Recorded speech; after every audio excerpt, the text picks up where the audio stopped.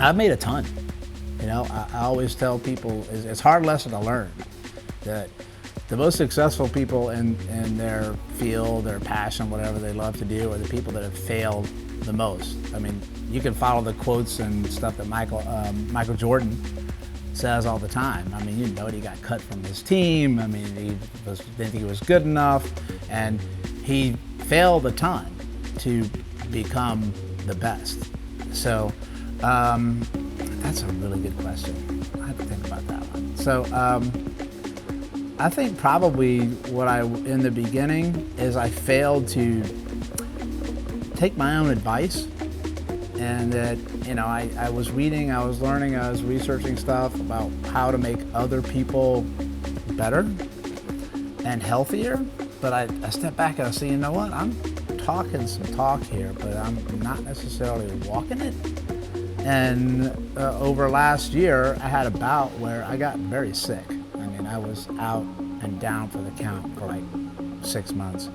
And I realized that it was because I wasn't following a lot of these fundamental principles that I teach people. One, I was just working way too much, wasn't resting. My training, I was doing too much, too hard, too long. And then my nutrition was off the game. So my failure was to actually realize and step back and follow my principles. And then the universe has a nice way of letting you know that you're off track. You just got to be mindful and open to hear it. Well, the universe smacked me square in the face big time when I got sick. And then that's where I got a lot of introspection in there. And then when I came back, I started to follow those principles again. I mean, I cleaned up my diet like crazy, and I just felt better. My training, I integrated a lot of other things into it besides just the one thing that I love to do. Got outside in nature more, experienced things, and I keep teaching and keep going about, but I just don't get as stressed about it. I just take it and learn and laugh and smile and all those great things, and just start to follow the principles. And I think that the failures that I've had in the past, right? Whether you're going to fail from a relationship or you fail at something you've tried to go after in your own life, through a lift or programming or whatever, it's getting back up from it, because that teaches you the biggest lesson. It's the hardest one to absorb and learn from. So being sick last year definitely sucked. I'm not going to lie to you. But I came out way better on the other side. And I'm sure if I sat down and I did the exercise where you list, all your successes and all your failures, I'd have a hell of a lot more failures over through here that I could go through. I mean, I'd probably keep talking for like an hour on how many that I've had. I've had so many I had a hard one to choose from. But, that makes, when you look at it that way, it makes this positive side that much sweeter. Because if you kept this and put it in perspective, you wouldn't carry over to that side. Does that make sense? And I think that's the hardest lesson for people to realize, and that's what lifting and training is about, right? I mean, you become an elite person by failing and making mistakes, but here's the key. You always have to change your approach next time. Because if you keep just repeating it over and over and over, you're going to keep failing again. And so that's one of the reasons I hate the educational system of today, is because we punish people when they fail. I'm like, dude, that's awesome that you failed. Now, what do we glean from that? Let's change it up and get that way. So you can do something for 10,000 hours, but if you do it wrong, guess what? 10,001 hours later, it's still going to be wrong. You got to change up your approach, and then you'll finally end up getting there. Probably not in 10,000 hours. That's a 10,000 hour rule. You probably get there in 3. Oh, well, I love the Strength Matters guys. I mean, everything about them. I've had the honor and privilege of presenting at every single one up to this point, and it's been fantastic to see it grow from the first one to where it is now. And I think that's a testament to the mission that they have and the people that they're bringing and involved with it.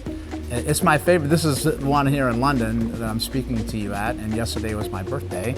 So last year I was here at the exact same time, and I had my birthday here last year. So I think every year from now on, I'm gonna have my birthday out here, which is awesome. And I got some super awesome cake. But I love everything about it because it's bringing people together to learn, get better at what they love to do.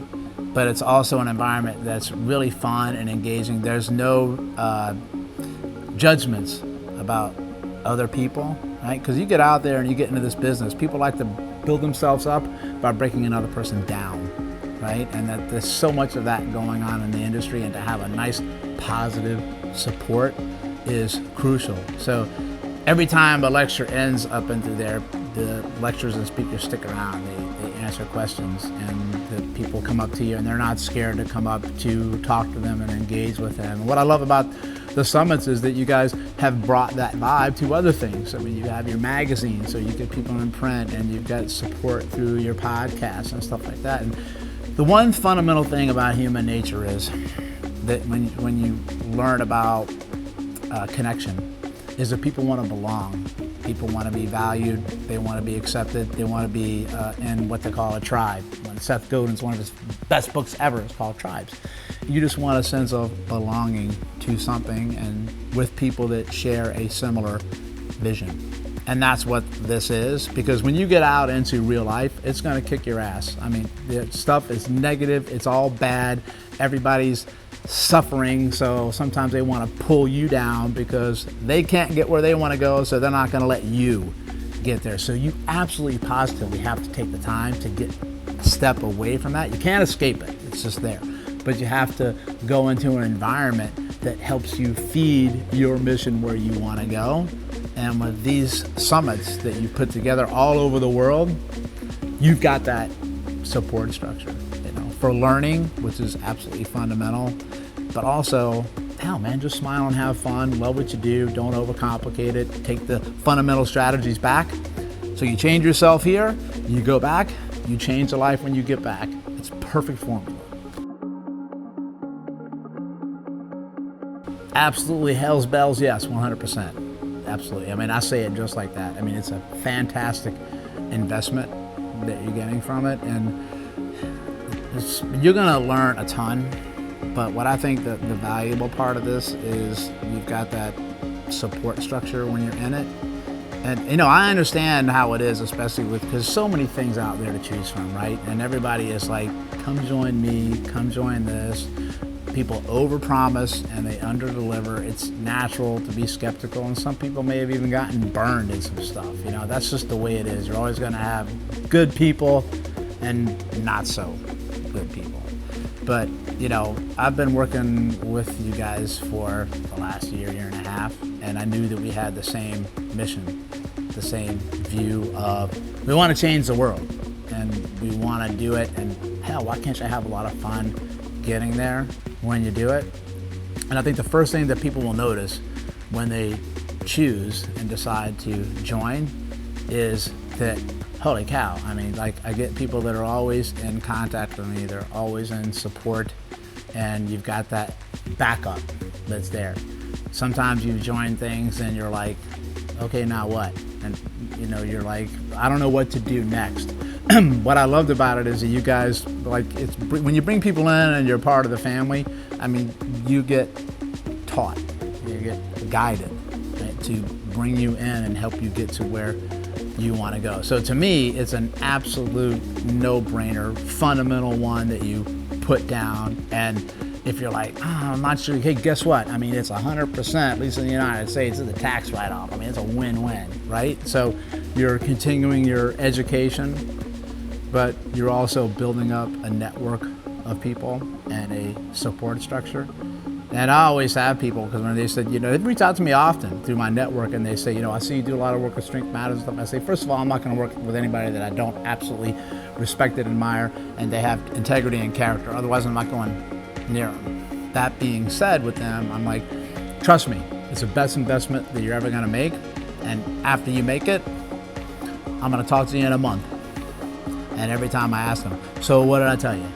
And every single time they're like, it's awesome, it's great, and thank you so much for doing that. Sometimes people just need that extra, yes, it's going to be a good thing, because a lot of times they've got in their life where people will not give them that reassurance.